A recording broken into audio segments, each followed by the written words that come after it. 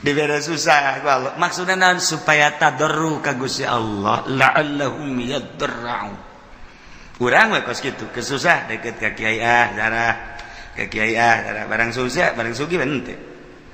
Henteu kudu loba jelema, loba di urang ge nu kos kara itu teh ambalaya. Nu mantak lamun stabil bae jelema keur susah cinta Allah, geus sugih cinta Allah, berarti kan nyana henteu kagoyangkeun ku lobana dunia, berarti si kom hebat. Jarang 1000 hiji kan teu. Asal naik bae mulai geus. Kamari mah bisa tamat Quran sabulan sakali ku ari mah Quran ngan di deuleu doang. Eker kamari mah rada susah teh ya, bisa babarengan jeung babaturan barang ku ari sugih geus teu bisa babarengan jeung babaturan. Kamari ieu mah keur rada susah teh ya, bisa seserian barang sugih mah tugas teu bisa ku ari mah sibuk. Bandung teh, Surabaya teh, Singapura teh, Jakarta teh.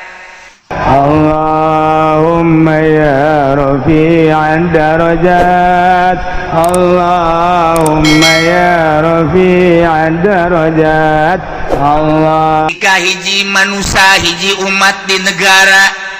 kemudian ku Gusti Allah teh diturunkan seorang nabi titah dakwah ngajakan nauhidkeun ka Gusti Allah. Umatna didinya teu percaya ka nabi tersebut, inkar ku Gusti Allah, selalu diberi siksa dengan cara siksaan teh ku kasangetan fakir, penderitaan gering dibere ku Gusti Allah teh paila datang ka hese. Timbul penyakit. Maksud Allah gitu supaya berpikir manusia, la'allahum yatadarra'un, la'allahum yadarra'un. Dibere susah ku Gusti Allah, dibere garing manusia, maksudnya supaya jelema tadarru ka Gusti Allah, nurut ka Rasul, nurut ka Nabi nu diutus ku Gusti Allah. DPDP supaya tunduk, supaya ngarendahkeun diri, anu dimaksud kadituna supaya percaya iman ka Allah, iman ka para nabi-nabi Allah subhanahu wa ta'ala. Eta umat nu baheula teh kitu tah heula tah. Eta teh sebagai contoh nu baheula. Cak Gusti Allah terus datang ka Kangjeng Nabi Muhammad, datang ka sabada Kangjeng Nabi Muhammad teh dikitukeun bae bakalna. Kayak dibere susah, dibere garing, maksudnya supaya iman ke Allah. Indonesia baheula teh di zaman kitu Belanda, urang nu nyaritakeun di zaman Belanda, dongeng-dongeng bapak urang baheula, emak urang baheula, ngeunahna cente lantaran eueuh roti. Boborosan kunyana dicabut, geus maboros pare, geus maboros kalapa, boros panon pandan dan lain sebagainya di dahar kunyana. Kunaon eta? Lantaran eueuh bala-bala di dahar kan kunyana susah. Kabladieuna terus kaleuweung di teangan kunyana buat tangkal ieu yang ngeunah ieu aya suag, dicabut dibawa ke imah, terus dipasian, terus dikulub golotrok di dahar, di kalapaan. Caknya langeun aya tetangga nu nurutan fajar suag kunya nareng badur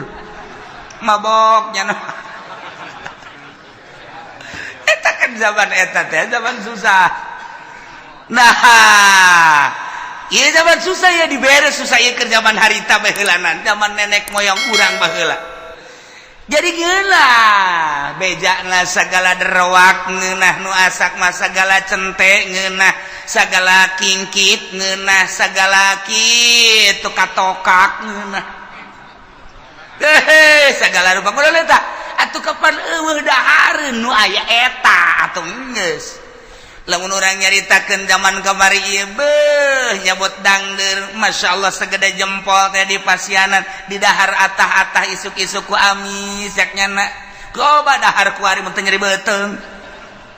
kunaon sebab eueuh dahareun zaman eta mah ngeunah jasa zaman kula bae ge lamun urang ngadahar kitu nyaritakeun tentang ngadahar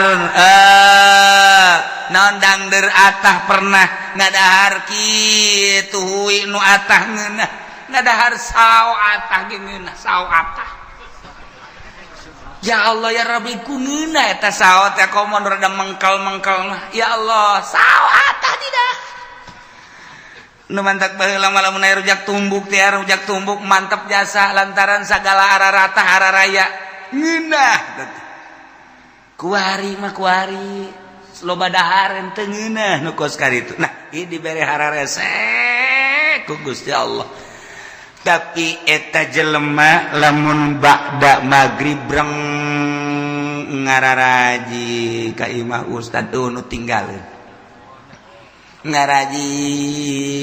kabeh mari ustadna ge teh yang dibayar jeung hayang-hayangan ge nu mayar ieu eta duit teh aduh bisa jana maca Quran aju anu rada gede mah pan baheula ngajina teh rada panderi mimiti nu ngeja heula aju nu garede geus ka Quran aju balik-balikna kan ka masjid es di masjid paling jago nyana nakol bedug hiburanana teh nakol bedug hiburanana sakitu dagdugdug dagdugdug dagdugdug dagdugdug dagdugdug geus eta hiburan nyana sakitu doang geus baheula mah aman bere kabelah dieuna terus mahmur ku Gusti Allah teh terus engke paroho deui ka Allah jadi bere susah deui ku Allah kuari bae kuari leleuti kanan ya kieu bae ini mah keur carita perorangan bae ulah kabehan ada perorangan ini kege kaharti kakabehan ge kege kaharti kakabehan Assalamualaikum Waalaikumsalam duh Kiai doakeun kula mana kula dek dagang Kiai aduh boga modal supaya maju bae namun maju mah pan masjid tuh omeaneun jeung nya teh pondok pesantren amis ngeunaheun kadengena kana ceun nginehin biasa guys pokoknya malah kalau mendak ibadah baik guys doakan oke padahal tadi doakan kayak wah suga sebelum ini mungkin cerita perjalanan yuk cek ya itu sing bener itu sih dagang kayak seminggu datang deh kalau 2 minggu datang deh wow gede hiji Waalaikumsalam roh bari geus dia bantingkeun kopiah ge blek sia kunaon ngabantingkeun puyang cenah kieu doakeun ieu kunaon hayang bisa ngazakat cek dah mantap jasa eta ngomong yang bisa ngazakat berarti yang sugih kan yang bisa ngazakat cenah kulit itu bisa ngazakat lain yang sugih teh ingkur mah yang bisa ngazakat hayang nyaho ibadah zakat sia ngomong pinteran teh tah berarti yang sugih ya doakeun lagi cenah maju guys sebulan sekali datang sebulan sekali terus dibere maju ku Gusti Allah nuka hiji maju nuka dua maju blek rada lambat kayak makanya 3 bulan sekali Assalamualaikum Kiai hampura tuh bisa ka dieu bulan-bulan kamari mah ku ada sibuk masalah sih ieu mah doana bae geus Kiai set balik deui nya ka Jakarta atau ka gede satahun teh datang Waalaikumsalam aduh Kiai kula ngan bisa lebaran doang cenah ieu ka dieu kurang emang sibuk cenah masyaallah geus doana bae Kiai mah pokona mah jauh di mata dekat di hati masalah segala dalil segala tuh dalil-dalilnya nah tuh gak masalah beli mobil plang nggak teka kiai asal teka kiai baik berarti sholat ke wallahu a'lam sholat ke wallahu a'lam aya zuhur ke asar henteu aya asar zuhur henteu kabelah ditu lah zuhur henteu asar doang zuhur mending geus sekaligus ulah henteu lah keur ngalamun mah sholat ngana ge ke henteu deui sugi diberi amruk menang 5 tahun sugihnya nah, atau 10 tahun berak ya dunia tuh ngaranna plak datang deh Kiai mangga Waalaikum Waalaikumsalam lu Kiai kunaon jadi duh orang kos kieu nya Kiai aya kamar wajang kula deuk mondok bae macem-macem sagede mondok nek naon geus teu kuat cenah hirup ieu horeng kos gila dunia sakumaha kesek di dongeng-dongeng. Kunaon emang? Amruk kiai dagang. Bara tahun 10 tahun kula teu ka dieu sakali da ka dieu kula amruk aing pake kokoset we tuh ya. Teu meunang tak kiai ngomong kos kitu teu meunang ieu keur carita doang. Segala kokoset segala naon. Tah, ieu mah keur carita bae. Jelema susah datang ka kiai, berarti kan carita kiai berarti nyana ngadeukeutan Allah. Senang poh ka kiai. Kajian ieu mah keur carita ka kiai padahal mah hakikatna mah ngajauhan ka Allah kan. Tuh, jauh. Keur susah mah jelema deukeut ka Allah, keur senang mah jauh ka Allah. Nu matak hebat jasa jelema lamun keur loba sagala deukeut ka Allah hebat jasa. Carang. Jelema deukeut ka Allah teh mun geus kajepit. Geus kajepit, jasa tinggal buntut tapi utek bae. Eta bisa. Kula keur carita di Bandung, mun ente ka Bandung aya di dinya ngaran kitu toko Almasum, nyaritakeun deui aya naon ngaranna pom bensin Almasum, mushola Almasum. Masum Bandung loba. Kori aya pondok pesantren Almasum. Aya yayasan Almasum, loba bang boga Almasum Bandung. Eta teh kumaha dongengna baheula ngaranna Haji Maksum. Eta teh keur susah jasa datangna ka Mitoha ka Garut. Kees tadi mah Mitoha. Doana kiai geus di Mitoha tadi dinya geus didoakeun beres Mitoha berenang tuh ngadoakeun maju ambruk deui tas maju teh teu ka imam Mitoha teu ka imam Mitoha ambruk ka imam Mitoha deui oh maksudnya deng deui di imah THS deui biasa doakeun boh majuna teu kira-kira pohara jasa miliuder Bandung geus lah geus datang ka pae teu kapanggih. Nges kan masalah, ieu mah keur carita masalah, itu masalah, punyana ge teu bermasalah. Ieu mah keur carita kos kitulah dunia. Poho, dunia mah ka Allah. Tah ka Allah tah. Tah datang ka pae teh teu kapanggih teh jeung mitoha tah. Lantaran nya teh urusan dunia. Masyaallah karim. Aya deui moal dicaritakeun tah di Bandung, aya anu boga kitu Majalaya, nu boga pabrik samping, keur susah. Datang ke guru kula datang terus ada senang poho susah deui datang deui dia datang senang deui senang pohara jasa senang kadeleuna padahal hutang gede senang baheulana poho ka eta dunia mah kos kitu nah mata ku Allah ieu keur nyaritakeun di dieu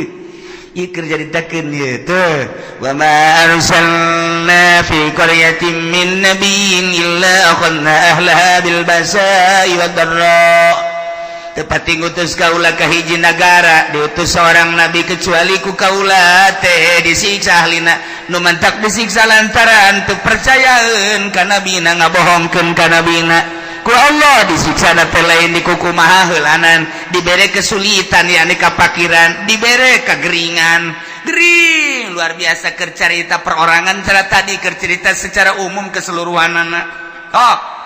nu diberenya susahnya gering beuh ieu mah naon kitu ngaranna murag di tangga katibah tangga nya susahnya gering geus pupurieun ieu mah aju diusir ku pemajikanana beak anak ngajauhan geus bae eta tah ieu dibere susah ku Allah maksudna naon supaya tadarru ka Gusti Allah la'allahum yadarra'u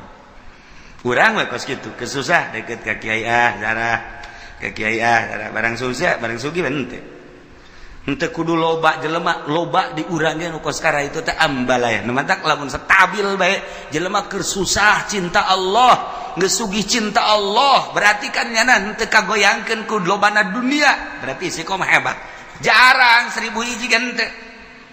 asal naik baik mulai guys kamari mah bisa tamat Quran sabulan sakali ku ari mah Quran ngan di deuleu doang keur kamari mah rada susah teh bisa babarengan jeung babaturan barang ku ari sugih geus teu bisa babarengan jeung babaturan kamari ieu mah keur rada susah teh bisa seserian barang sugih mah tuh geus teu bisa ku ari mah sibuk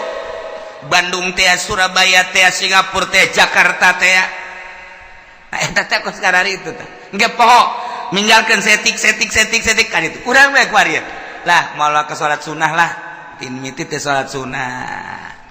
Terus kabelah dia ke mabadiah bae lah. Cuma qobliyah jeung badiah henteu. Kabelah ditu mah bisa-bisa teu salat. Kabelah itu bisa teu salat. Tak eta kos karari itu tah. Eta teh teguran ti Gusti Allah. Nah, jelema diutus nabi ku Gusti Allah. Sebuah negara lantaran kacau teringat ke Gusti Allah. Utus nabi dakwahnya sagesta dakwah teu percaya disiksa ku Allah, dibere kesulitan. Carana teu hujan-hujan.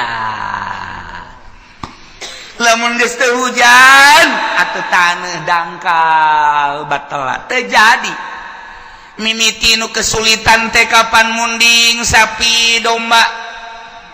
Kabelah dieuna jelema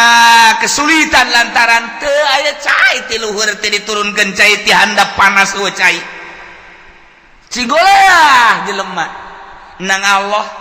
Cak Allah ayo coba sia deuk kumaha. Deuk kumaha coba baheula turun nabi. Kuari mah wali Allah. Wali Allah mah teu kanyawan. Ulama nyaritakeun ulama kade cek kiai teh sing loba dumadeus ka Gusti Allah. Urang ti Allah diberi umur ke Allah bakal balik ke Allah, persiapkan orang yang menghadap ke Allah. Kemudian sing hade urang ieu lempang di tanah Allah, urang mah bangun tenang-tenang bae padahal mah tanah Allah teh neuleukeun ka urang, langit neuleukeun ka urang, tangkal kayu neuleukeun ka urang mah teu boga asa dideuleukeun, teu boga rasa dideuleukeun. Kok kaditu teu boga rasa dideleukeun ku Gusti Allah, jauh ka Gusti Allah, malah judi, malah mabok, teguran ti Gusti Allah, dibere susah, susah, kesulitan. Higi kuari-kuari keur ditegor ku Gusti Allah.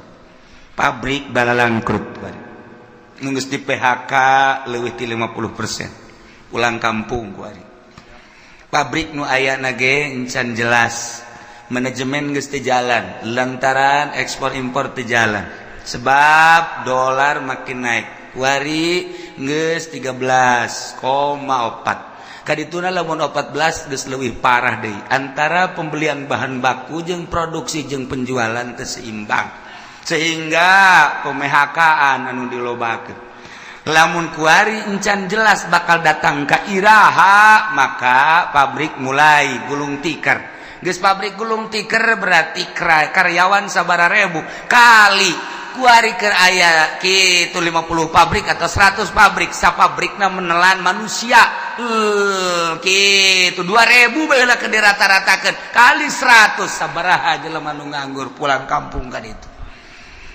Terbengkalai nu boga kontrakan nu tadina ngandalkeun kontrakan di daharna teh tajang sagala rupa na kontrakanna ditinggalkeun. Maya listrik bapan terus bae. Nu geus eueuh. Nek kumaha tinggal nyana bae tambang mana gantung diri bae gitu ya. Mulai itu terbengkalai. Je bang di urang kumaha pasarkan kuari kurang geus teu jalan. Artina teh jalan teh kumaha? Jalan mah ala kadar jalan, tapi kan lain cara biasa. Aset anu biasana satu hari menang 1 juta, kuari mah teu menang 500 acat. Ieu keur carita nu leutik. Carita nu gede, ieu encan jelas datang ka irahana encan jelas. Nah, ieu keur dicoba ku Gusti Allah, nu tenang-tenang santri doang. Santri suka mikiran pabrik henteu. Santri mikiran tani atuh henteu. Santri memikiran perekonomian henteu nya teh nyaho ka ekonomi ka politik teh nyaho santri mah. Sebab nya mah jadi wali kabeh. Menaeng nyaho wali santri. Ya tuh tenang bae nya. Ngitung bae we cenah geus wayah balik-balik. Assalamualaikum. Seseuri ya. Padahal mah kolot-kolong. Duh anak aing geus datang deui we. Bah, bapoe balik deui ka pondok. Kudu aya duit 1 juta. Boh. Aduh, kalau ada ayo ngakak di anak ayo, ye, ayah duit berangkat, duit kalau mual, agak sesuatu lobang, ada kira ke pondok di pondok, meli jisam suki,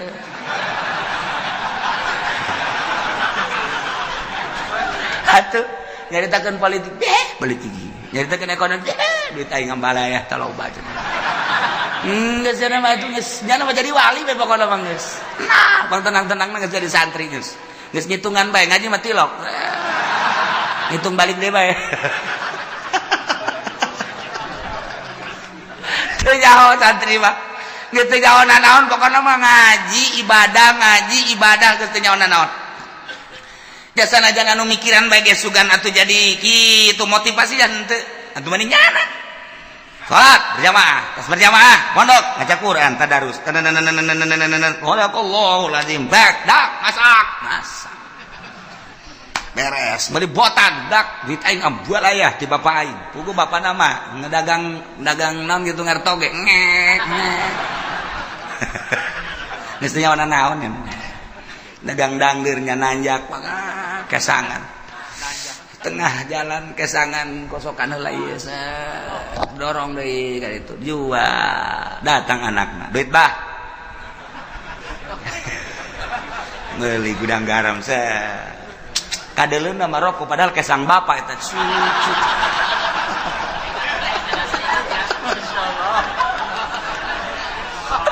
tapi sugan boga pikiran eta henteu ya bapana ge ikhlas karena Allah lantaran cek bapana aing ridho jasa aing dagang dangder capek geta pake ngabiayaan sia komo sia bisa ngaji teu bisa ngaji ge aing nitipkeun ka sia teh keur macaan Quran ngajelaseun Quran hadis eta teh ucapan Allah ucapan Kangjeng Rasul geus atuh pokona mah aing mah penting mah sorga we coba mantep teh coba yeay kolotna ge senangeun ya eta teh nyana anu di dalam akhirat coba sakola hayo mere duit tak 3 juta jadi ibadah wallahu a'lam nu dibaca anak kitab naon dan lain-lain sebagainya jadi ibadah kalau wallahu a'lam datang deui minta duit hak tak dipake poya-poya ku anakna keur carita bener bae heulanan sakolana wallahu a'lam jadi ibadah wallahu a'lam teh buka tuh hate sia bego kalau teh ieu mah keur nu capek bae tah mere ka anakna keur carita bisa ngajina geus pohara keur teu bisa ngajina dicatet ku malaikat masyaallah anakna cicing di pondok keur berjuang ngalaksanakeun pembacaan kitab Allah dawan Rasulullah dawan ulama dibiayaan ku bapakna anu ngantar wasilah ngabiayaan anakna memeh anakna ka sorga kudu bapana heula amin amin su anak sia teu sakola teu mondok iya emang wah gitu Masya Allah Karim pohara jasa aju tatanggana saya ke mana dia ke pondok ye keke tungguan ngodok kantong nemu bojero keke tungguan bahasa gede jasa cek budak merena yuk set 5.000 ceknya nanti aing nggak daguan ngodok kantong mangel 5.000 doang dari geus mere-mere Masya Allah mantap kula inget bae kula mau bejakeun jelemana waktu kula keur mondok aya seorang pengusaha sok mere ka kula tah dek kapanggih aya deui urang di nu sok mere tek datang ka kula inget bae kula geus marah naon kula sok dihadiahan bae ku kula bu aing baheula teh meuli kitab dibiayaan ku eta seorang pengusaha tah suari sok dihadiahan bae lah garati anu ternyata ge pasti aya akhirnya teleungi tah hate teh tah nyana ngabiayaan teh sok mere mun balik sok mere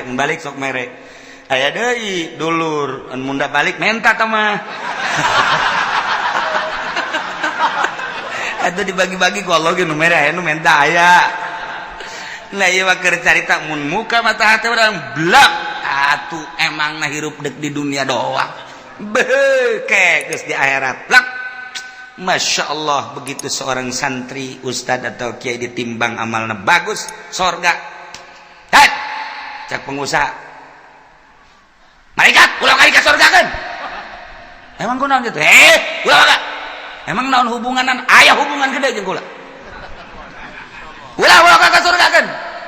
ji naon heula ke tanyakeun eta kitab nu dibaca kunyana nang meuli saha tanyakan tad emang boga kitab nang malikeun saha aya nang malikeun Pak Anu bener tuh Bapak Anu mana tuh rangkulannya bari ngarangkul bang ngarewas ajak atuh ka Jadi tuh usul lain mah pokoknya mah iya ustad bisa baca Quran bisa baca kitab pan kitab nanti bapak bejakan ka Gusti Allah eta kitab nang ti bapak gitu bejakan ka ditu di cek ustad tuh bisa gitu bejakan ka malaikat beja malaikat bebeja Gusti jadi aya nu ngotot bayi pengusaha saya hayang milu ka sorganya na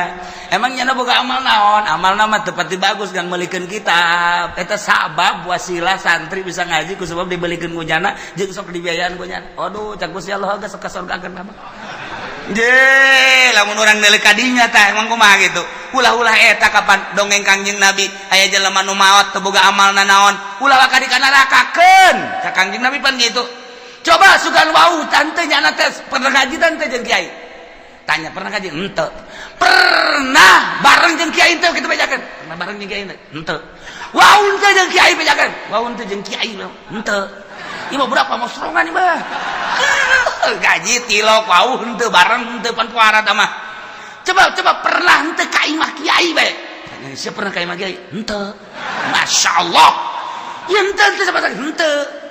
cak Kangjeng Nabi liwat tanya liwat pernah teu ka imah kiai barang ditanya si pernah teu liwat ka imah kiai mun liwat pernah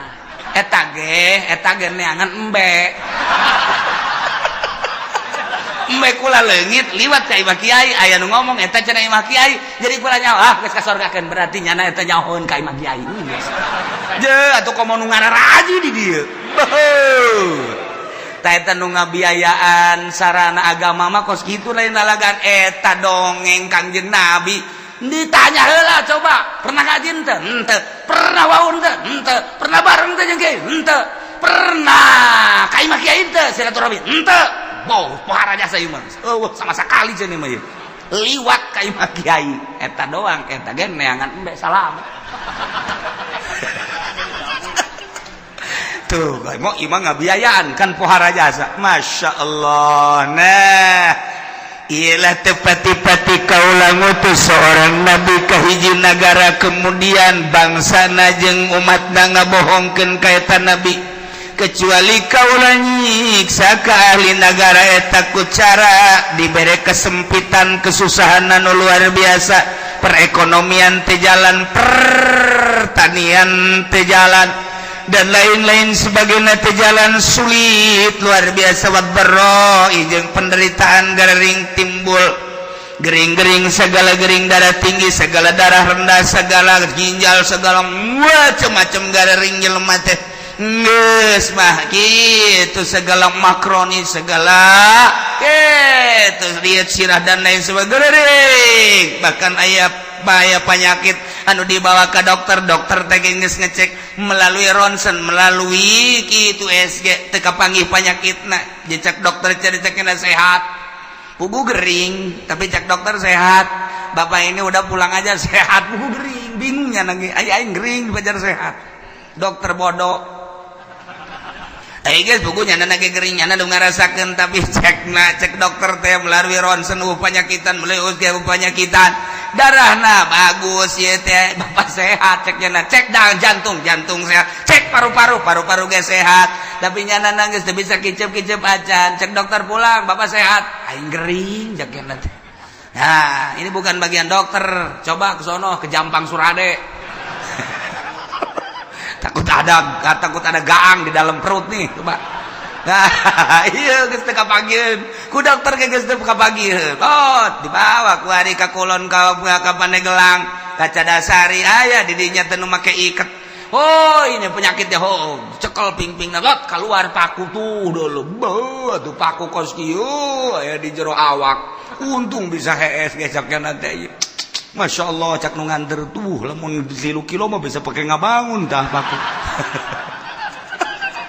mana aya di jero awak kudu aya pakuan saga bohong boro-boro paku urang kasura ge leutik jasa nyeri jasa tuh paku sok bada kieu mah urang teu percaya bae itu caknya nanti apa ieu mah tidak selesai ieu mah moal selesai dicokotan kieu mah sebab di imah ieu mah aya orang hideungan kudu mayar ieu mah segala apel jin segala apel jurig segala naon wah tambah cai tambah daun eta bener apa nu kitu bohong nu karana itu aya penyakit itu bener temen eta mah ngabohong dukun ngaranna disiksa ku Gusti Allah. Maksud Allah mere peringatan la'allahum yadra'un, supaya DPDP, supaya tunduk rendah diri kadituna iman ka Gusti Allah. Nu kafir supaya iman, supaya percaya ka utusan Allah. Anu geus iman ka Allah supaya balik tobat ka Gusti Allah, supaya mantep menghadap ka Gusti Allah Subhanahu wa ta'ala. Summa badalna makana sayyatil hasanah, tuluy ku kaulan wagung digantikeun dibere eta kaum teh ina tempat kesulitan ka gorengan teh ane siksa al hasanah ka bagusan nu tadina susah jadi sugih, anu tadina gering jadi cager. Ku ari mah ku Gusti Allah teh dibere mahmur, anu tadina dibere susah, dibere gering, ganti ku Gusti Allah. Dibere ku ari mah tina tadina panas jadi tiis, tadina teu jararadi taneuh teh jadi tadina perekonomian macet ku ari jadi makmur terus jadi jalan dan lain sebagainya. Geus kasimpulan nama susah jadi sugih, gering jadi sehat, hatta afau sehingga tina subur tambah harta, tambah loba munding, tambah loba sapi, tambah loba domba, tambah loba ayam gitu kene. Kendaraan tadina boga motor hiji jadi dua jadi tilu mobil gitu kene. Bahkan jeung pamajikan ge nambah tadina hiji jadi dua jadi tilu ku makmur-makmurna masyaallah. Pohar anak baradakan jadi loba ta'afau tadi dengan boga anak hiji dua kuari mun ditanya ti bibit itu 10 bibit itu 10 bibit itu 10 opat bibit jadi 40 geus lamun dek lebaran mudik jang anak doang nyewa bus ta'afau bahmur jasa ibu pohar jasa kumaha eta dikitu-kitukeun ku Gusti Allah ke dibere susah ke dibere sugih ke dibere gering ke dibere cager. Eta teh kapan menang Allah, maksudna Gusti Allah teh supaya inget bahwa ieu teh dadamelan Gusti Allah. Geus ana dadamelan Gusti Allah supaya iman ka Gusti Allah. Geus iman ke ibadah ka Gusti Allah supaya mantep nauhidkeun ka Gusti Allah Subhanahu wa ta'ala. Tapi kumaha eta kaum waqalu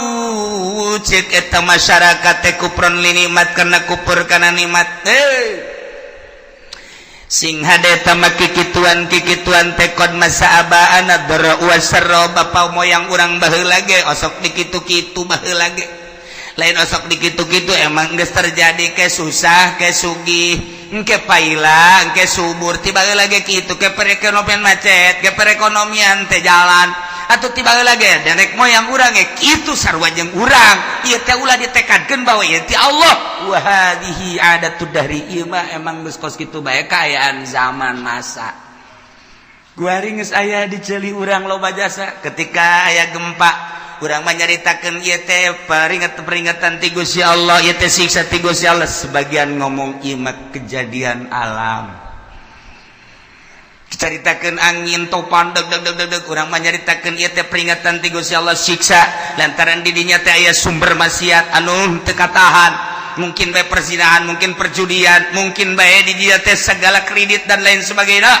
geus disiksa ku Gusti Allah tapi nya nama lain ini mah kejadian alam adatud dahri emang geus biasa zaman mah kos kieu jadikeun tsunami dat peringatan ti Gusti Allah urang mah nyaritakeun ieu teh peringatan ti Gusti Allah nya nama lain kejadian alam lantaran di urang antara nu mukmin jeung nu fasik jeung nu kafir loba dedengean loba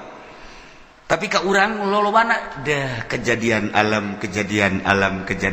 eleh mukmin udah teger di televisi ngomong ini adalah merupakan peringatan dari Allah siksa titik geus kuduna kitu ieu lain kejadian alam nyaritakeun kejadian alam malulu teu harayang aing mah ngadengen age eueun tegas ka kitu ta ka Allah hati-hati kita kembali kepada Allah kuduna mah di TV kitu hai para kafir iman kepada Allah coba nya di sel geus lah pokona nekat kudu ieu mah kejadian alam deui da iya jelema nu kalalupur nikmat teh ngomongna teh qad masaabana dara wasar urusan kos kieu mah tuh bapak moyang urang emang kakeunaan baheula aya susah aya sugih aya panas aya tiis aya masyarakat aya menan gitu ngaranna aya keur paila aya keur subur atuh baheula ge karari itu ke Gusti Allah dibere angin teu Gusti Allah engke ge aya angin ke gempa emang ieu mah wahadi ada tu dahri walaysat biuqubatin minallah lain siksa Allah ieu mah kejadian alam tiba heula nangis kitu nurun ka urang ayeuna nu mantak caknya nangis pakunu ada ma antum ada geus sing araya maneh mah maneh bae geus ulah nyaritakeun Allah Allah geus mah lain siksa Allah lain kejadian alam maka lamun ku Gusti Allah geus diperingati melalui paila melalui panas tapi teu daek iman ka Gusti Allah teu daek sadar merendahkan diri ka Gusti Allah ketunggu cek Gusti Allah ujung-ujungna fa'akhadnahum baghtatan wa hum la yashurun teh ku Gusti Allah disakalikeun siksana baghtatan teh sekaligus kaget sekonyong-konyong wa hum la yashurun bari manehna teu nyaho kana waktu datangna memena sugan aya kitu warning sen-sen teu aya langsung bae emang kamari ieu waktu aya tsunami Aceh teh emang aya peringatan teu aya jeger kabeh ka bawah waktu kamari ieu di Padang emang aya peringatan awal geus ku Gusti Allah diperingati awal tapi kaberani itu udah tetap teu iman gak gempa sabaraha ribu manusia anu teu disalat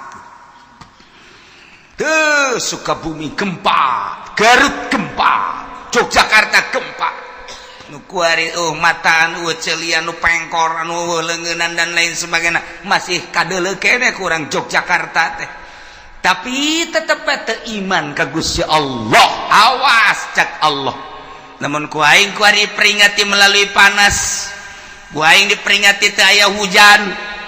sawah-sawah batela dan lain sebagainya hawa anu sakieu geus teu benyatu jeung urang panas luar biasa eta teh sing inget sia-sia teh nang aing ieu cuaca nang aing panas nang aing balik atuh ka aing cak Gusti Allah lamun sia balik ka Allah aman ku aing sia tapi lamun sia teu balik ka aing ieu kejadian alam deleukeun ku aing sia lamun ku aing teu didatakeun bagtatan awas teh mun ngeri urang sing lobakeun istighfar ku ari ge ka Gusti Allah Subhanahu wa ta'ala di lembur-lembur ayo istighfar astagfirullahalazim wa atubu ilaihi minimal 70 astagfirullahalazim wa atubu ilaihi atau anu panjang astagfirullahalazim alladzi la ilaha illa huwal hayyul qayyum wa atubu ilaihi atau sayyidul istighfar Allahumma anta rabbi la ilaha illa anta khalaqtani wa ana 'abduka wa ana 'ala ahdika wa wa'dika masata'udzu bika min syarri ma sana'tu wa a'udzu bi ni'matika wa a'udzu laka bi dzambi faghfirli fa innahu la yaghfiru dzunuba illa anta ta eta baca cenah panjang ting teh Kiai nu pendek bae astagfirullahaladzim li wali walidayya la sabilu la jibati alayya jamu simu Muhammad eta ge panjang kene cenah Kiai nu pendek bae astagfirullahaladzim wa tubu ilaih eta ge panjang kene sia moal ngamaca ieu sia mah panjang keneh bae lobakeun baca istighfar balik ka Gusti Allah Subhanahu wa ta'ala lantaran hujan-hujan anu aya di sekitar urang encan hujan murni sing ade encan hujan murni ieu mah hujan buatan teh pemerintah supaya ulah ngebul teuing mantak urang tetep sulobakeun istighfar ka Gusti Allah Subhanahu wa ta'ala ieu kurang keur dicoba ekonomi keur rada carut marut bagi anu bergelut di perekonomian kuari emang kerada carut marut pertanian ribuan hektar nang Allah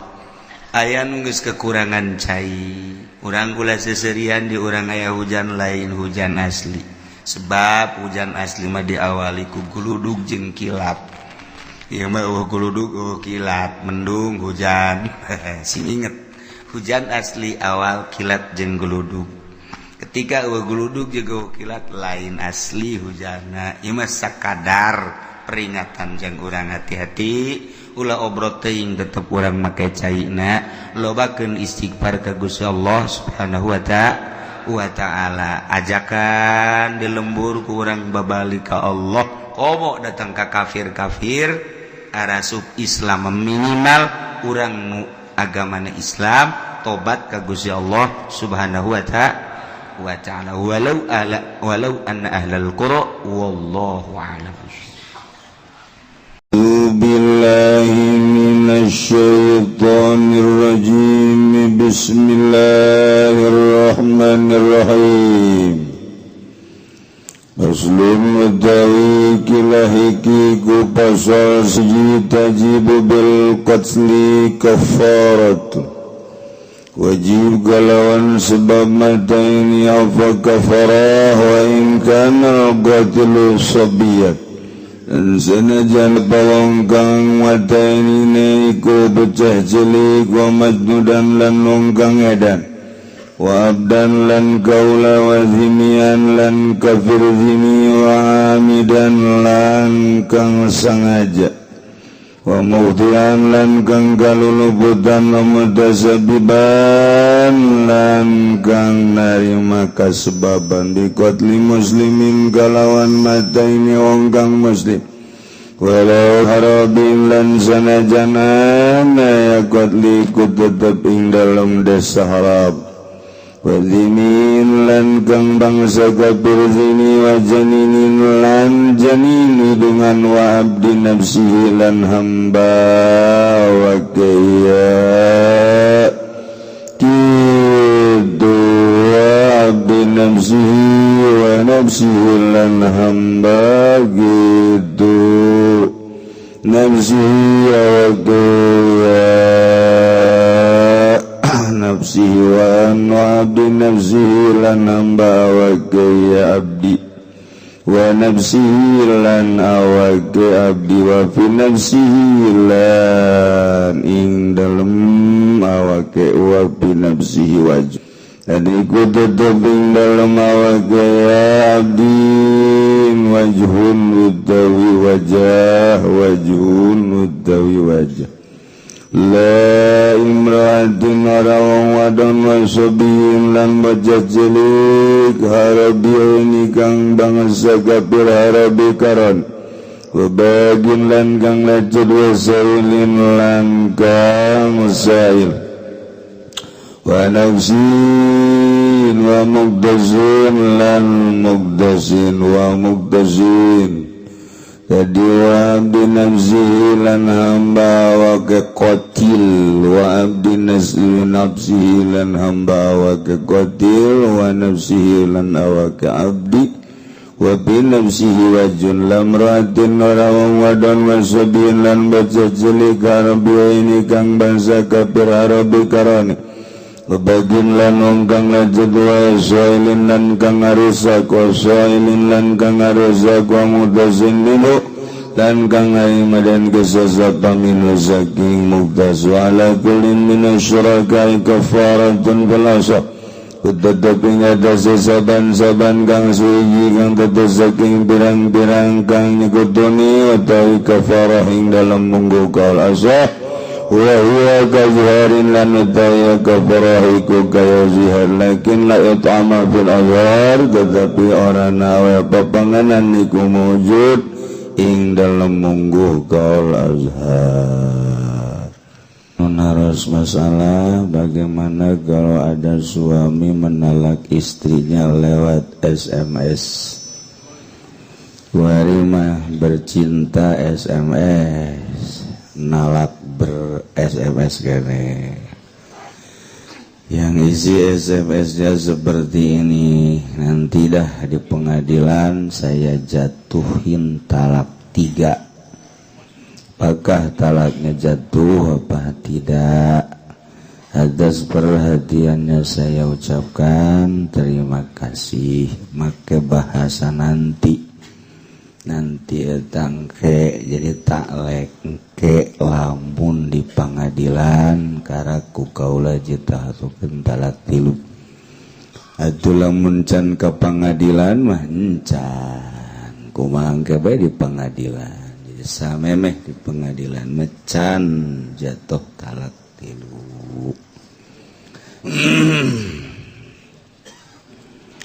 Kita mau kasih itu mah Meski geus lamun asup ka imah lewat lawang eta tah jatuh talak 3 atuh geus we pamajikanna ulah kadinya ka lawang eta kana ulah ditu bae henteu sarua aja geus kitu bae eta atuh talek ieu lamun aya kieu mun kakak boga duit 100 juta neng katalak 3 tah pasti ngadoakeun mudah-mudahan ulah boga duit 100 juta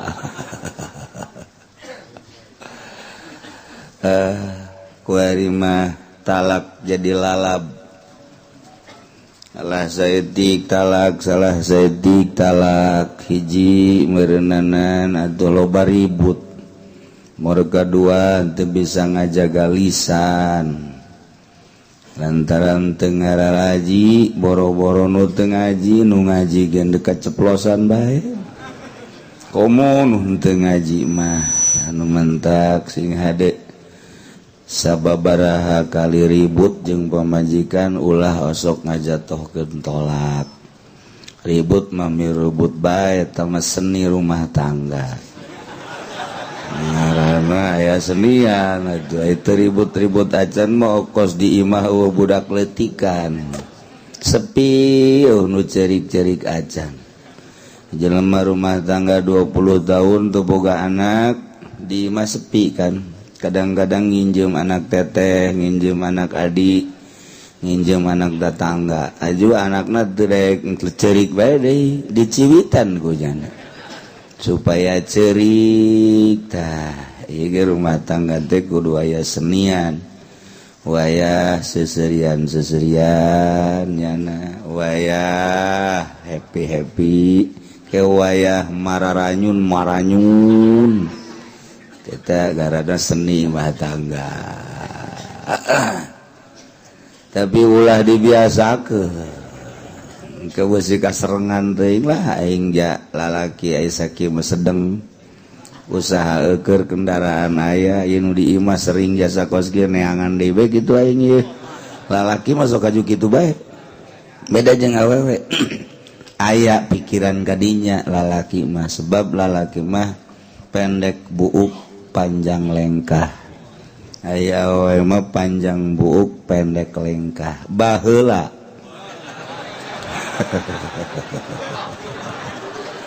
baheula eta kuari geus akur bae oh lengkah awewe deuk soek teh naon terus bae cenah mah ngalengkah bae eta peribahasa kos kitu tapi kuari mah pohara lengkah awewe teh mana aya baheula mah awewe nu leuleumpangan sosoranganan malah tapi ayeuna malah embung di baturan iyalah baheula mah nu nganjang teh kan lalaki nu apel nu nganjang lalaki kuari mah tibalik awewe nu nganjang mantak aya lalaki teu nganjang-nganjang awewe nganjang teu laku-laku nganjang teu dianjangan teu nasib bae meureun teh mah padahal teu kudu nganjang teu kudu apel ai dasar bakal pijodoeun mah atuh datang bae nya geus dituliskeun ieu jodoh-jodohna asal borosot ka dunya jodohna ge geus ditulis entak ulah bingung-bingung aya jelema sogalana geus dituliskeun bahkan aya jelema boga anakna lalaki hayang nyaho coba ku eta jelema ditundun di leuweung sorangan bae ditundun di leuweung coba hiji hayang nyaho saha nu bakal mere daharna nomor kadua engke bahasana nyana bahasa naon nomor katilu hayang nyaho coba engke kawinna kumaha diteudeun we leuweung ku bapana hayang nyaho bae eta mah geus antepkeun dideuleu we saminggu hirup keneh dideuleu ti kajauhan dideuleu deui saminggu hirup keneh terus we hirup wayah ngorandang biasa gitu ngorandang terus kabelah dieuna nyana kaberenehan horeng anu mere daharna kadang-kadang orai kadang-kadang monyet kadang-kadang mau mere dahar nyusuan biasa datang kalumpang segala rupa gede ayalah bangsa umur 5 tahun kadinya disamperkeun ku bapakna ngobrol timbul bahasana bahasa Arab teh bahasa Arab teh jadi urang ge lamun eueuh anu ngajaran mah bahasa Sunda Jawa Melayu engke ge bahasa Arab bae asli bahasa Arab mundek mencoba-coba ge coba untuk percaya ini bahasa Arab atuh bapak lagi bingung bahasa Arab biasa bahasa Arab jadi bahasa aslina bahasa Arab nah daharna kabelah dieuna naon nu aya nya nama dibere sangumbung lantaran geus terbiasa sabada disusuan ku hewan-hewan naon nu aya ba kadang-kadang jukut kadang-kadang atuh pupucukan asal ulah pucuk nu isuk-isuk bae pupucukan nunyana di dahar tak eta jadi geus ngeunah kitu bae nya mah geus dibere bangsa kadaharan urang kieu teu bingan gitu teu beukieu jadi kos kitu timbulna tah mentak kumaha kabiasaanana coba ge orok lantaran kurang dibiasakeun dahar ti leuletik sangu kagedenakeun sangu coba mun ti leuletikna roti cara di Mekah cara di Amerika tuh roti bae datang ka gedena nu mantak beusi engke hese sangu hese roti dimimitian ti kuari batu hanya coba orok urang ye leutik batu ke abah ka gedena ngeunaheun nya geus di mana bae batu bapan loba tah eta kumaha kabiasaan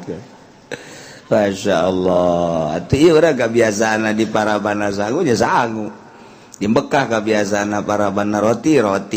jeung daging di Amerika atuh kentang jeung roti gitu kene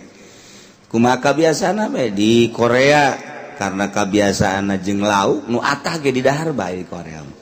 mantap orang Korea tadi udah meng bae nya tuh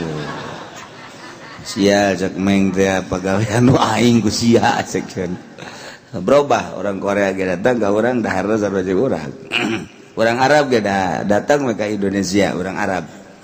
saminggu 2 minggu nyana culak cilik kabelah dia mah sangu bae sangu kos urang bae urang ka Mekah sapoe 2 poe mandangan sangu geus lila mah di Mekah embung urang gak sangu terbiasa orang ditu paling samin korma teh dahar korma roti dah kula ge mencoba kula ge barang rada lila di Mekah teh keur ka Mekah mencoba isuk-isuk ngadahar nu digulung-gulung teh tah nu digulung-gulung pagawean orang Pakistan nu di jerona rempah-rempah teh tah di dahar sagede kieu bener ngeunah Masya Allah berang saeutik ka dahar deui tas lohor dahar biasa lanjut tas jam 2 dahar deui sangu sore sangu deui jadi beuki kabeh bentukna mah beuki kabeh kasamin-samin beuki urang lamun ka ditu mah ka mana ka Mesir lain deui ka daharan di Iran lain deui jadi sanagara kumaha kabiasaanana kumaha dibiasakeun eta keur carita kadaharan keur carita ibadah ge kumaha kabiasaan urang terbiasa ba'da magrib nonton TV mun teu nonton TV teu betah geus biasa mantes isya neuletik TV mun teu nonton TV teu betah rada peuting saeutik geus biasa neuleuh main bola jam sabaraha main bola teh tuh sia mah jam 10 nya hobaepan teu bareres kabeh ge geus biasa teu kumaha kebiasaan maksiat dibiasakeun atuh terus bae datang ka paeh tapi kapan ari santri mah kulantaran geus biasa bada salat Quran baca Quran kebalat deui Quran geus biasa ta santri mah asal mantah salat be apteul teu maca Quran teh tas zuhur Quran tas asar Quran geus biasa santri mah di pondok teh kos kitu datang ka imana ge lamun mantah salat teh mun mantah teu ngeunaheun mun teu maca Quran eta kumaha kabiasaan kumaha kabiasaan mantak lamun ka salat hajut teu maca Quran asa teu pararuguh amat di perasaan teu kumaha ajuna mah bak-bak dahar we melampiaskan gitu kumaha kebiasaan urang biasa malam Jumat maca sholawat mun teu maca sholawat teh asa teu betah kumaha kebiasaan tah mantak urang biasa peuting hudang tahajud ku ari teu tahajud leut bae datang ka subuh hees seger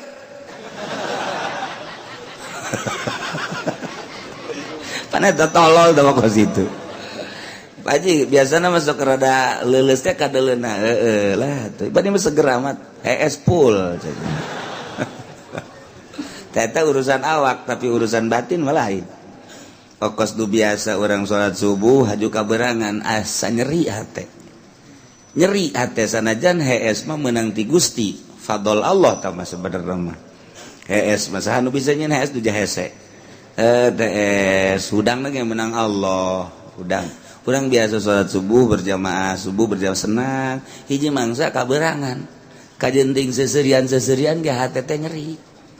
asa perasaan kumaha tuh eta kebiasaan tapi sakali doang tak kos kitu 2 kali mata 2 kali leungit tah 3 kali mah biasa deui bae malah lamun kapentingan penting teuing jadi kumaha kebiasaan nah ieu urusan dahar kumaha kebiasaan urusan ibadah ge kumaha kebiasaan orang nunggu biasa ngaji apa minggu buntu ngaji teh paruguh lain batur ya mah teu ngaji teh paruguh asa da beda bae beres teu ngaji tapi kulantaran geus biasa tah mandek datang ka dina mandek ngaji dek nongkrong dek ngawuduk dek nyate pokona mah datang ka dieu we bebeja ka imana mah ngaji bae ieu kasih mana Cilongok ngaji atuh di mana ulah nyaritakeun di mana ngaji be pokon tadi diceritakeun naon tanyakeun ke akur ge di itu terakhir dina masalah diat akhirnya nyaritakeun tentang wajib kafarat tajibu bil qatli kafaratun wajib bil qatli kusabab ngabunuh teh kafaratun kafarat ngaluarkeun kifarat cek bahasa urang ek ngahaja ngabunuhna atawa sibih ngahaja atawa kasalaha dawuhan Allah wa man qatala mu'minan khata'an fatahriru raqabatin mu'minah fa in kana min qaumin aduwwin lakum wa huwa mu'minun fatahriru raqabatin mu'minah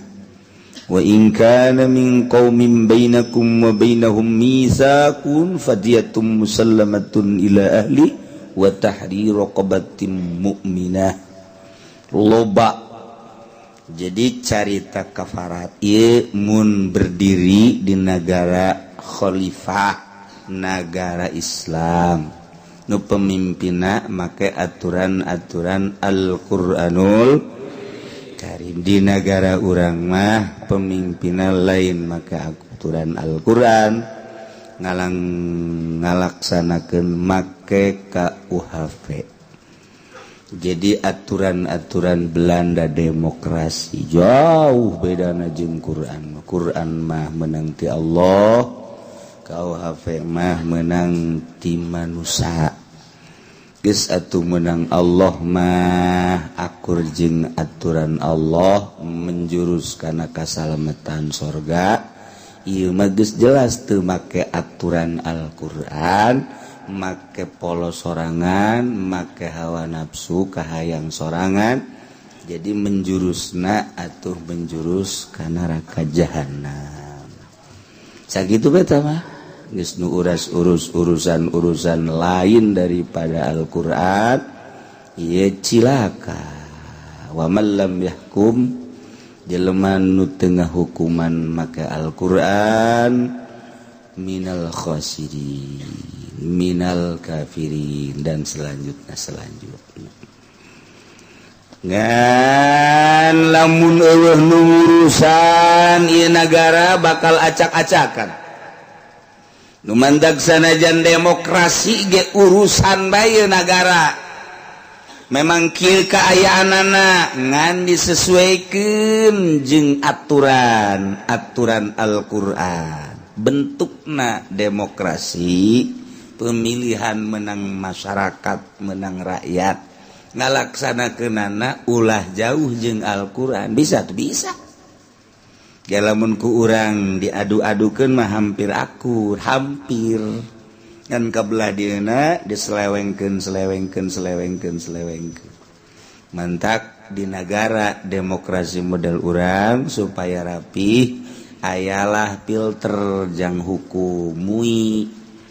supaya ke keputusan-keputusan nu patali jeung agama diatur ku mui na disogok ku nagara aturan mah ieu nagara teh dilempangkeun ku mui ku ari mah mui na pake jembatan jang supaya nagara ieu diluluskeun ku mui harese jalan teh kitu ka harti kieu sia yang ka harti aing mah aing ngobrol jeung urang ketos mah hese sapira tukang macul kieu ye supaya ka harti ye di lembur eta teh ya Islam kemudian muslim mutlak di dinya endek nyieun gereja nah eta nu tanda tangan kan mui ngomong ka masyarakat atau masyarakat datang ka mui Pak, di dia dibangun gereja kan ini mayoritasnya Islam, Kristenan. Nah, kami tersetuju mui lah nu bertanggung jawab atas aspirasi masyarakat bahwa masyarakat di sini tidak menyetujui pembangunan beribadahan di luar Islam. Mui tanggung jawab kan rapi kan ngeunaheun di desa ieu aya Indomaret di jerona ternyata aya usaha anu diharamkeun ku agama jual minuman keras malah di dinya aya KB PLBK macam-macam lah pokona mah ekstasi segala rupa. Nah kajahoan ku masyarakat usullah ka mui siap bertanggung jawab atas aspirasi masyarakat nyana usul bahwa di desa tersebut ada di sebuah toko Indomaret penjualan minuman keras kami selaku MUI telah sepakat dengan masyarakat tidak mengizinkan untuk jual beli terus andai kata dilakukan oleh toko tersebut maka kami akan merampas bukan minuman itu saja dengan Supermi dan Indominya dalam hebat tamu mui pinter tamu mui tak kos gitu tak eta tak jangkos gitu tak kan ngeunaheun tuh dengan si contohan gitu merada geus oh bener asa keluar ku pandai eta jangkos gitu tak jadi urang lapor coba ka mui aya naon-naon lapor mui teh emang singkatan tina naon kiai mui teh ya majelis urusaneun aduh MUI eta kos kitu nya eta ngeunaheun kan lamun kos kitu mah aya naon lapor aya naon jadi seimbang sanajan di negara demokrasi aya keseimbangan tergantung kumaha aspirasi masyarakat sebab nu di deuleu suara mayoritas jadi kumaha mayoritas tapi lamun geus mayoritas dirinya Kristen 100% atunyana dek bangun gereja lantaran lain bentuk negara Islam atuh pek bae sote cak maranehanana ja memang mayoritasna Kristen.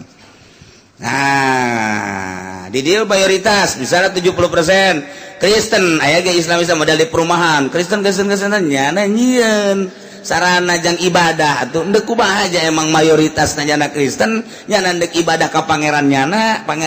meunang ngabekot nyana pangeranna ge engke ge dikaluhurkeun dikahandapkeun ku nyana tololnya atuh mah urang kan nu dikaluhurkeun kahandapkeun ku pangeran nyana mah nyana nu ngaluhurkeun kahandapkeun pangeran nu ngisangan pangeran ge nyana tolol eta sebenarnya mah tapi geus kumaha nyana bae geus atuh emang mayoritas tadi dinya Kristen Katolik nyana ngabangun atuh pek-pek deui di negara demokrasi mah kos gitu kan ngeunaheun tah aya mui tak tinggal urang mui na bae coba disogok kapan teu tinggal gitu bae tah pembangunan gitu hotel. Nah ieu peruntukan hotel teh jang naon coba eta teliti urang kadija ka proyek datang Pak ini siapa ini apa namanya pimpinan proyeknya. Oh no tanya orang pimpinan proyek anu ngebogaanana saha tanyakeun Pak itu hotel peruntukannya untuk apa? Untuk baca sholawat. Oh iya nggak apa-apa tuh kalau begitu mah. Asa gade kakara gade ngeng hotel yang baca sholawat. Aduh masya Allah. Hotel di mana-mana ge sapira hotel lu bantak di bagus-bagus ge atuh hotel karana ge hese ngomong urang aya ge di Pekalongan tah hotel teh mun urang asup ka dinya kudu mawa kitu surat nikah lamun teu mawa surat nikah teu bisa atawa nyana lapor heula ka pemerintah di setempat bahwa nyana suami istri ge telepon nyana ka daerah urang oh iya itu mah suami istri karak eta aya satu hotel di Pekalongan kos gitu atau di Banjar baheula keur kula di Banjar tahun 80 tahun 88 tah eta teh aya hiji hotel mun teu mawa surat nikah teu diterima suami istri mun aya awewe doang sorangan diterima lalaki doang diterima tapi lamun duduaan tah lamun teu mawa surat nikah teu bisa eta baheula kuari mah cenah biasa bae kuari mah terus komo di Jakarta mah eta mah malah atuh disadiakeun gua lagi kerja di bos begitu je baheula teh sadiakeun di hotel tah ieu negara urang teh kos kitu tah satu sisi maju satu sisi tah hotel-hotel nu di Jakarta teh eta teh tempat-tempat kos kararitu muringkak bolu pan urang neuleuh pembangunanna resep menjulang tinggi neuleuh maknana di jero inggis anu luar biasa asup ka hotel teh mantak betah pan make iya tuh itu mantak betah lantaran nu garelis aya dirinya menu segala rupa aya kumaha pesanan-pesananna nah iyalah keur carita perzinahan Jakarta eta kos karita komo kuari dipimpina atuh ku non muslim geus bae kumaha meureun ke kahareupna tah eta kos kitu terus ka Tangerang ka dieu terus teh di Siloam ka dinya BSD dan lain sebagainya engke mah ka dieu ka Pasar Kemis terus ka Kendal terus ka ditu tinggal di deuleu bae perkembangan-perkembanganna coba ge wah mungkin kasisi Islam nu ikhlas geus eueuh geus carang aya ge jual beli bae atuh utung-utung nama agama ngan sakadar semu doang pareum teh ka ditu anu mentak Muhammadiyah teu kudu ngaharam-haram ngabidah-bidah ka marhaba antepkeun bae pareum sorangan teh sebab naon nu parolot ku hari geus maraot pemudana geus daek marhaba teu pareum tuh nya eta keur carita perkembangan tapi Allah mah deuk ngaluhurkeun agama ja'nu Allah atuh ku Allah disanggakeun ka Gusti Allah satu sisi diserang Irak diserang Suriah diserang Palestina tapi di sisi lain di Amerika, di Inggris, di Jerman loba nu arasup Islam. Gitulah rahasia Allah Subhanahu wa taala. Ieu di negara urang wakikieuan teh ieu sakadar aya tek agamana hungkul pelaksanaana nama teu aya. Wa in kanal qatilu sabian sanajan nu ngabunuhna budak boro-boro ngabunuh cacak-cacak ngarusak barang batur budak atawa nu edan tetep kudu aya nu bertanggung jawab sebagai walina boro-boro eta atuh hewan bae mun ngarusak tatangkalan batur kudu tanggung jawab nu bogana komo ieu ngabunuh wa abdan jeung hamba di urang mah abid eta adalah boyongan perang muslim jeung kafir perang muslim menang diboyong ku muslim segala rupana jadina gonimah na ieu mun lalaki dijadikeun abid awewe dijadikeun amat ta eta teh urang malah eleh kuari malah Islam eleh kuari perang peperangan teh urang mun ngadenge kuari eleh terus sanajan secara makna nama menang tetapi secara fisik eleh emang kos kitu si jalun artina alkital si jal perang mah munam kitu si jalun kalah menang kadang-kadang menang kadang-kadang eleh baik kelompok kecil kadang menang kadang eleh kadang menang kalau atawa kelompok besar kadang menang kadang eleh kadang menang kadang eleh urang baheula di zaman Kangjeng Nabi menang terus kabelah dieuna terus kapepet deui di zaman kitu Raden Patah menang deui Islam kuari kapepet deui terus coba datang ka kuari can muncul Islam teh dina peperangan encan muncul masih kena terdesak terus tapi orang ulah kaget engke muncul datang kesatria Imam Mahdi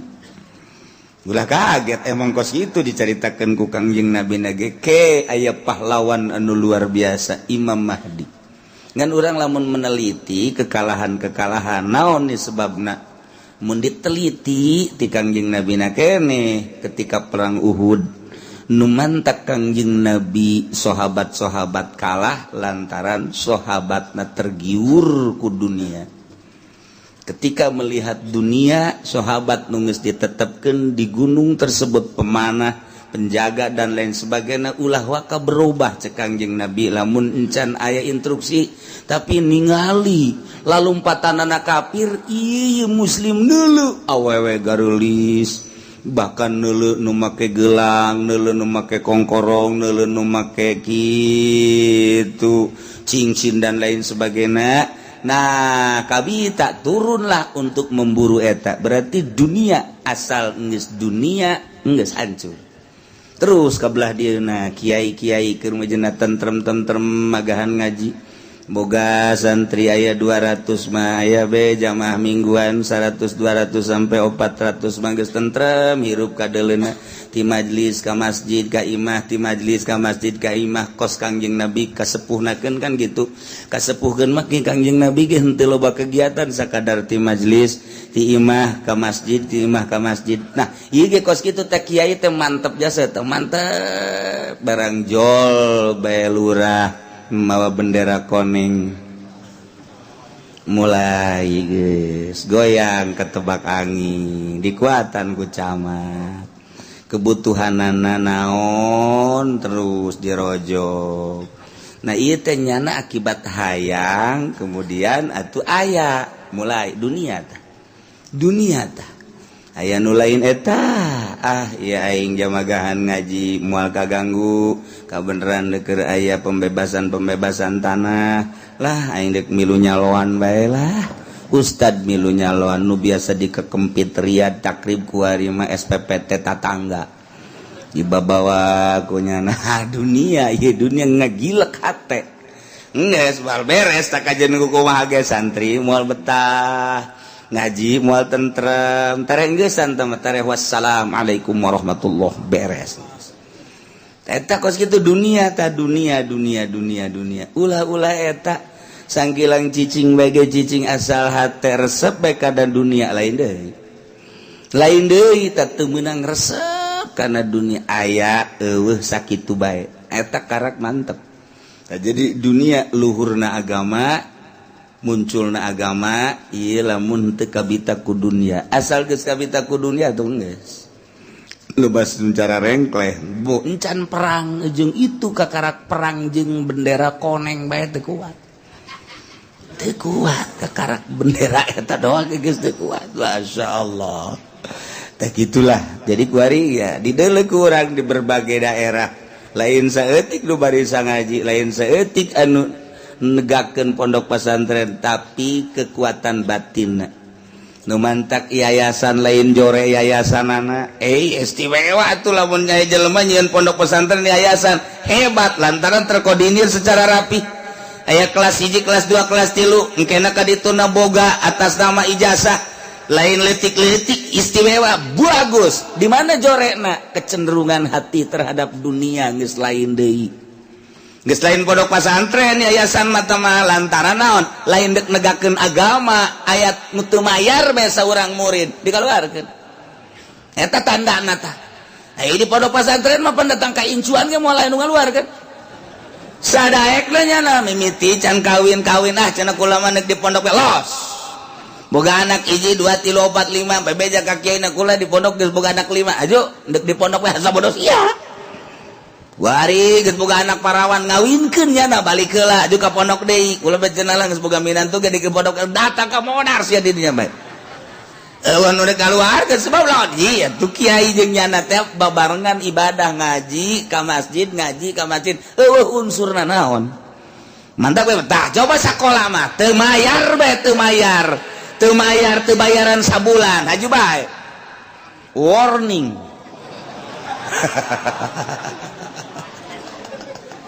tuh eta kan dunia ngaranna eta jadi berarti gak jual pendidikan teteh ku dunia maluhur kajian kumaha ge kajian deui pondok pesantren 5 tingkat 7 tingkat datang ke langit tetap moal bisa pakai perang kos gitu sebab lawan dunia jerona malah dikutuknya mata ku kiai-kiai ku musonib sebab mu'alifna musonib teh ya sapina ya takrib ya riyad ya fatul mu'in ahli-ahli Allah kuari dibaca di pondok pesantren ku ahli dunia ya sekedar pikir mah masalah ngan bermasalah sote niatna etalah mantak henteu terasa terangkat agama teh lantaran misi di jerona lain agama tapi dunia nyana mikiran bae waduh tahun ieu pemasukanna ngan sakieu teu bisa melebari tanah tahun ieu sakieu teu bisa ganti mobil waduh tahun ieu mah kieu tah ini namanya mikiran teh kitu jeung kitu bae pikiranna kitu jeung kitu aya santri salap teh boga pikiran kos kitu kieu salap dek kabeli dek teu kitu bae mobil dek aya dek eueuh katu kitu bae nya santri dek pinter dek teu so bodoh bae nya so bodoh bae pinter jang nyana bodoh jang nyana tuh geus bae kitu ibadah bae geus tah beda adalah pesantren salap teh kos kitu mantap bapana ge masantarikeun anak kesel anak aing sih baga kumaha nya kos gitu amat nya boro-boro tatanggana bapana ge kesel 5 tahun 6 tahun bapana encan kadeuleukeun anakna kumaha na kesel tatanggana ge nanya anak Mang Haji di pondokna heuh geus sabaraha tahun aing mah 6 tahun kumaha perkembangan aing ge puyeng ya leuleuh anak datang minta beas baelah kumaha ka ditu kumaha nyana baelah wai tapi bangsa geus 9 tahun 10 tahun ka arah di masjid kadenge Allahu Akbar anak saya tak anak Mang Haji puja hebat eta atuh anak Mang Haji teh cek jalan mulai tatangan boga anak paraun dari ka mana keur aja moal ngan geus mahal atuh geus bisa kos kitu mah tuh kotok geus bisa kongkorok malin deui mah aduh Ki Haji jual mahal blon teh Ki Haji itu santri mah beda gerak 5 tahun balik ka imah nu sakola SMA mah mun aya anu maot moal digerokeun anu kuliah aya nu maot moal digerokeun santri mah digerokeun iya dia sia di imah kuna itu mah anu pae pang mandiankeun sial giliran mandian ka aing tapi tetep bae santri mah biasa bae dek salah dek bener di pandian dek ayo geus tangtungkeun ku cenah mandi tangtung siap atuh tenang cenah pede bae santri mah namun ku datang apa ditangtungkeun kaluaran anyar ulah loba ngomong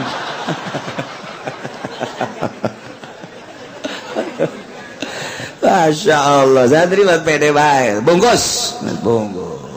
beres pandian geus beres pandian bungkus dek salah dek bener pokoknya gitu bae santri mah lamun anu ngaharuan pan ieu atuh kitab teh pan lain hiji geus bae cenah pede bae cenah datang ka kamar mah aing salah sebenarnya pede bae jare sok ngaharuan ngaji geus bae pokona siam pan teu mondok mondok emang aya aturan kos ieu pokona geus kumaha aing behelanan kos kieu mah geus aya kerja jadi supir bae salah dan terus beres salateun jadi usaha saja nah ente betan menjadi imam tenang geus eta santri mah diperlukeun anu hajat iya dina balik kan kudu dek malam rasulan coba hadiah puji ayo tenang sabira hadiah puji coba nu sakola SMA jamoal ceng saya di mah tupang hadiah puji kudu mun bahasa Inggris mah I love you bae mah aing bisa beda derajatna tuh pesantren jeung sakola lain deui geus kabelah dituna ge teh bemis cicing di imah ge lain deui budak sakola mah teu mikiran kaler kidul cicing di mana bae di deket pabrik los, di deket lapangan bola los. Tapi santri mah lain deui aing cicing di mana ieu nya nu aya musolaan. Kadanan ku masjid, ieu ngeunaheun beureunanan bari salat berjamaah. Pikiran teh ka dinya. Dan mantak eta mah geus asal mah santren geus ahli sorga beta mah. Mas santren ahli sorga tah mah geus pokona nyana mah tah. Nu ngaji mingguan mah antara sorga jeung neraka keneh.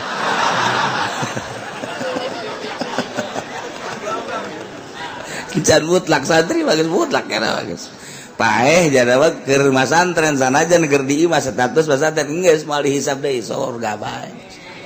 Nu surga tah nu ngaji mingguan mah kacan puguh. Sebab niat lagi lain mondok pan ngaji mingguan mah melampiaskan. Iya gara-gara eueuh di ditu da ieu mah ieu. Ieu ngaji nu kurang diaji eueuh teu dilaksanakeun da majnunan wa abdan dimian abin wa amidan muktian mutasabiban eueuh pelaksanaanna nya biqatlil muslimin kumaehan seorang muslim walau bidari harobin sanajan maehanana mah di negara kafir harobi tetep kena sanksi bae wazimin kitu keneh maehan kafir zimi teu meunang sabunuh-bunuhna atawa kafir mustaman teu meunang sabunuh-bunuhna lantaran aya anu melindungi. Orang Amerika datang ke Indonesia dilindungi ku orang Indonesia mustaman manehna. Nah, orang Inggris, orang Belanda turis jana ka urang teu meunang dibunuh, andai kata dibunuh ku urang tetep urang kena sanksi. Teu meunang diamankeun nyana. Boga pisah sabaraha lilana di urang tapi pisah teh sebagai pengaman ketika ditangkap dia pisah nah begitu ditinggali oh iya 3 bulan di Indonesia nyana teh diperhatikeun hirup di Indonesia selama 3 bulan teu meunang diganggu ongkos urang ka negeri Amerika sarua bae mantak teu meunang andai kata dibunuh kafir zimi andai kata dibunuh kafir mustaman kena sanksi sarua bae bayar biqatli janinin jeung ngabunuh janin anu dikena sanksikeun kaparat teh guroh nu tadi membunuh-bunuh deui ieu ge sarua janin madmun bil guroh abid au ghairiha tawalian abid atawa hargana sebab ieu maksum janin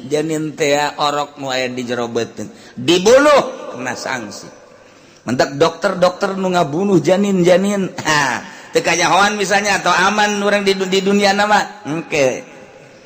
di akhirat urang bakal nempo berbagai dokter sabaraha dokter cobaan nu ngabunuh ban janin mentak ngeri oge masyaallah karim nak dipermasalahkeun teh kabehna aya ngabunuh janin mah geus jelas haram. Ieu perkabeanana ieu kabeh mah pan menjaga memeh terjadi kitu naon ngaranna memeh terjadi geus dijaga. Nah ieu ngaranna kabeh. Tah eta teh dipermasalahkeun antara meunang jeung henteu-na. Tah tergantung kumaha tujuanana kumaha elatna lamun aya awewe lemah fisikna kemudian lamun teu di kabeh ieu bakal mengkhawatirkeun engke kandunganana cilaka dirina atau cilaka orokna, nah ieu menang di KB untuk menyelamatkan kelemahan indungna. Atau aya panyakitan dina rahimna, namun memang ieu ngandungnya nah bisa akibat dari kandungan tersebut rahim terganggu, efekna engke bisa kana awak, berarti penyakit, menang di KB. Kos kitu tah mah, tapi lamun kieu mah ulah boga anak kan geus 2, nah kuari di KB emang kunaon? Sok sieun teu kadidik teu bisa jadi alasan tah kos kitu. Komo kieu mah, kumaha? Boga anak 2, 3 KB emang kunaon? Lah, bisi ka ditu kuari ge hese dahar engke ka dituna beuki hese dahar be, sieun fakir sieun miskin. Ieu mah leuwih bahaya. Ulah kos kitu atuh terus bae. Antepkeun mantek lamun kadenge ente boga anak sabaraha? 15 mantap. Tiis asana kana hate eleh kotok rintik mah tapi lamun kadenge sabaraha anak 2 saeutik jasa teu betah. Islam teh teu kuat kos kitu, kuat mantak Arab kuari geus dianggap kecil ge ku Amerika, saeutik masyarakatna, tapi nyana deuk nyerang Indonesia endap-endapan emang kumaha ye atuh sieun rakyat loba jasa untuk kudu di perangan mbak jeung emas kiih sarua jeung laut pan kabeh aju ku barang Amerika di kadijakum ti kelebuh nyana ka ditu ku ngambece kiih si mbak ge nyana geus pupuringisan pan ku loba-lobana iku loba masyarakat ku lobana jadi perhitungan. Cina tadi perhitungan ku Amerika lantaran loba jasa masyarakat. Tapi Yordan saeutik masyarakatna Indonesia non Arab dianggap letik kebanean nu loba masyarakatna ieu dipake kasieun mantak terus urang mah ulah kabeh maning kabehkeun bae geus. Wa abdi lasihi jeung hamba dirina nu ngabunuh zain ngabunuh hambana tetep kena sanksi. Wa nafsihi jeung hamba ngabunuh hamba sarua. Wa fi nafsihi mawajun dina ngabunuh hamba sorangan wajah. Ieu mah lamun ngabunuh diri mah kena wajah. Zaid seorang hamba kemudian ngabunuh diri. Bunuh diri mah ieu diperhitungkeun nu kena nasaha kena sanksi cek sakaon teu la imratin teu dikenakeun sanksi teu wajib kaparat biqatli imratin ngabunuh awewe wala biqatli sabin budak leutik harobia ini anu bangsa kafir harobi duanana wanita budak leutik kafir harobi duanana kafir anu merangan Islam eta tek dikenakeun sanksi lantaran memang bunuheun nyana mah sebab nyana lah anu ngarusak ka Islam di negara kafir harobi lain di negara di luar eta di Amerika perang jeung Amerika perang jeung Indonesia kemudian dibunuh sasahana ge henteu kena sanksi lantaran memang kafir anu ngerusak wari mah Amerika ya kafir harobi. Wa bagi jeung anu lacut. Jadi berarti lacut teh anu bangsa jelema ngarusak wasoilin, jelema nu ngerusak dibunuh ku urang salah. Jelema ngarusak tatanan negara, ngarusak tatanan manusia.